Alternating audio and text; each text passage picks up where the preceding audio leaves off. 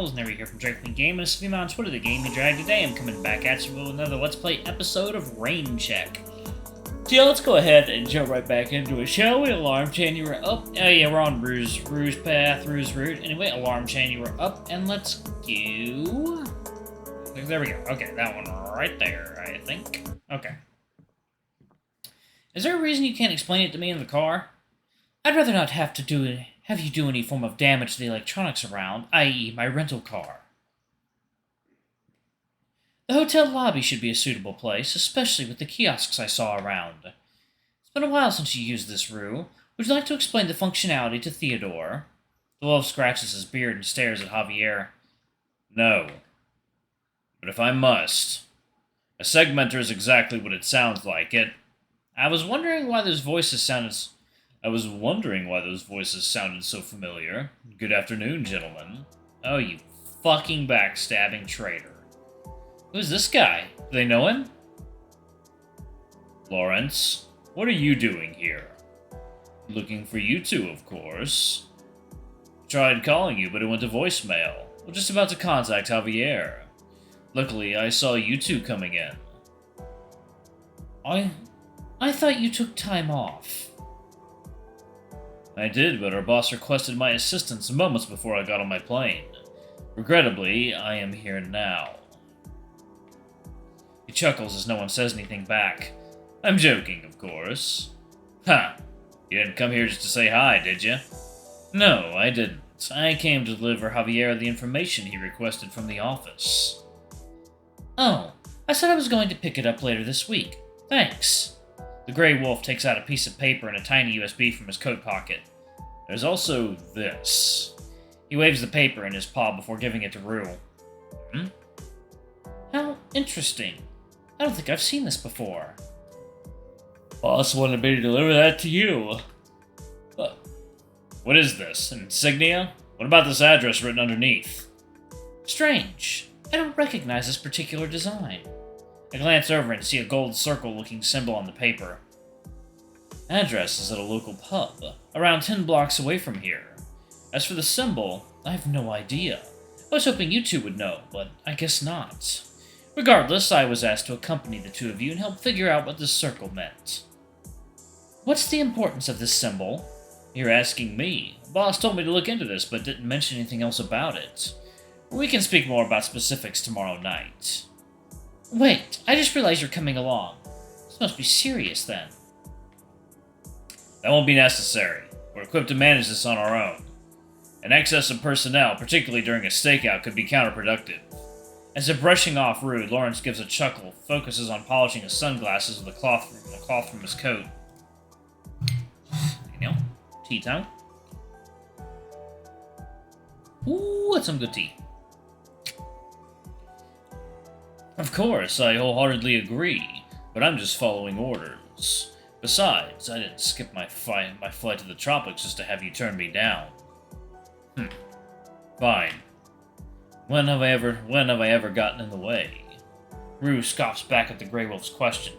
This can't be good. You're kidding, right? What about that time you destroyed the evidence Javi and I collected by the refinery? You're still hung up on that? Because either the evidence or your lives, you don't. You know we weren't in any danger. And that's because I was the one who disabled the flame after I removed the... There were no flames, and I destroyed the main gas intake long before you got... Never mind, it doesn't matter. Just meet me at the specified location tomorrow night at 8 sharp. We will. The fox smiles back at the Grey Wolf before flashing a look of annoyance at Rue. Perfect. The tall, slender wolf finally turns to me, giving me a look of both curiosity and interest. You must be Theodore, correct? Apologies for letting you just stand there. Yeah, it's fine. I'm used to it. He extends his paw, which I hesitantly shake. His grip is quick but firm. A pleasure meeting you. I hope Javier and Rue have been treating you well and you haven't been too inconvenienced. I know they have a habit of making things more extravagant. His tone is lighthearted, but his expression says otherwise. Yeah, they've been great. And that injury of yours, it looks fresh. What happened there? Hopefully not because of these two. I panic as he points to the slight purple patch on my thigh. How did you notice that? Shit, maybe I should lie about it. Ugh, so I don't make them look bad. No, I accidentally tripped. Over in my room. In the bathtub. Lawrence stares at me with concern. Maybe he bought it? I see. Well then. Do be more careful. I know the bathtubs have the tendency to fight back when they're wet. We can't have anything happen to Theodore, right, guys? I don't think he bought it. Before I forget, this is for you. Huh? He passes me a small business card, similar to the one Rue had given me. My brows furrow as I glare back at Lawrence, feeling a bit hesitant as I quickly turn it in my pocket. Thanks. In case anything happens, you can also contact me. Anything else? No.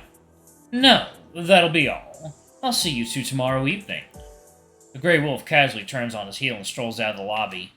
Rue lets out a deep, audible sigh while Javier tries to stifle a laugh. Careful of the bathtub. I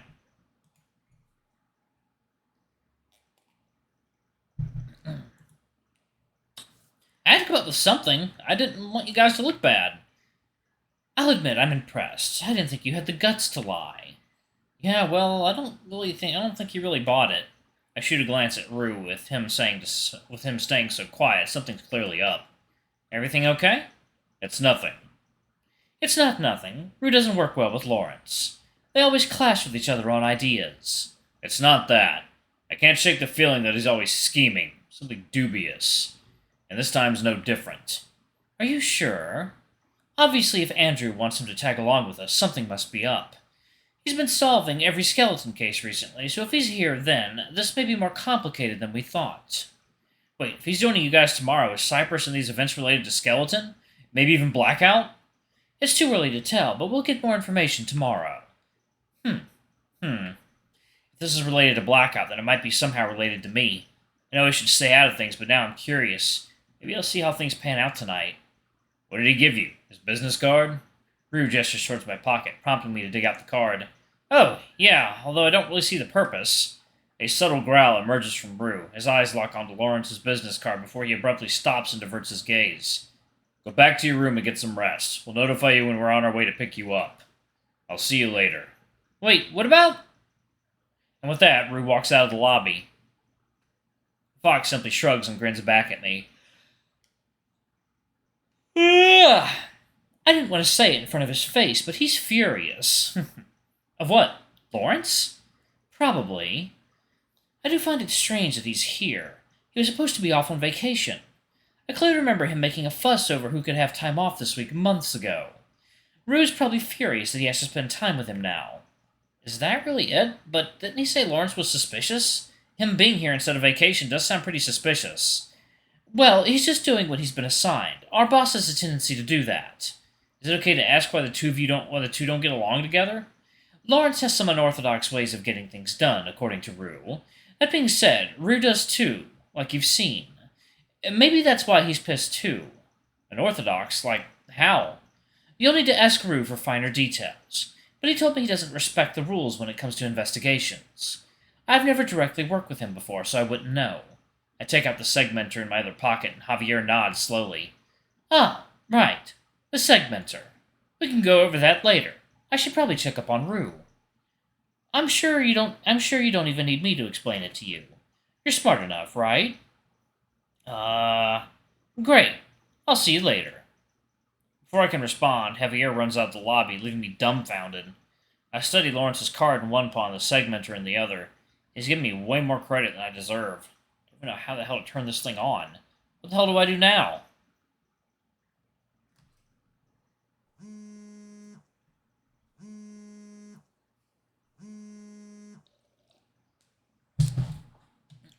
Okay. I rise from bed and stretch my limbs out, letting out a soft groan as I mute my alarm. Jeez. My gaze is drawn to the softly blinking segmenter on my bedside table. Oh, right. Maybe it's time to figure out what this thing does. I pick it up, power it on, and find myself staring at the tiny LED screen, feeling a bit lost. There's just a handful of buttons. It can't be that complicated, can it? I press each button methodically, but the screen remains unchanged. I try aiming the segmenter around, but unsurprisingly, nothing happens. Feeling frustrated, I opt for a quick refresh in the bathroom instead. God, I look like a mess. I fixate on the bruise on my thigh, wincing as I gently prod it. Well, at least it's not getting any worse, I guess. Huh? I wonder who that could be. Rue said he'd let me know when they're coming to pick me up. I cautiously approached the door, curiosity rising. Looking through the spyglass, I find it darker than I expected.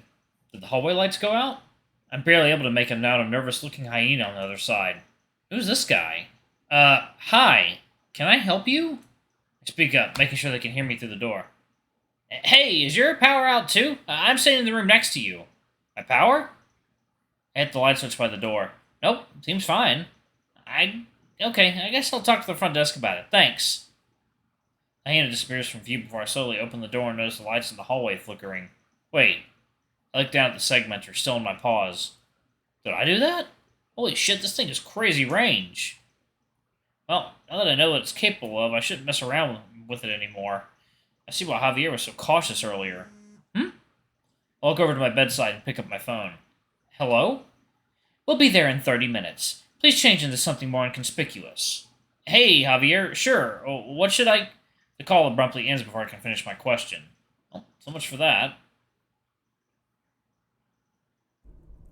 It's been over 40 minutes now. This drive feels way longer than I remember.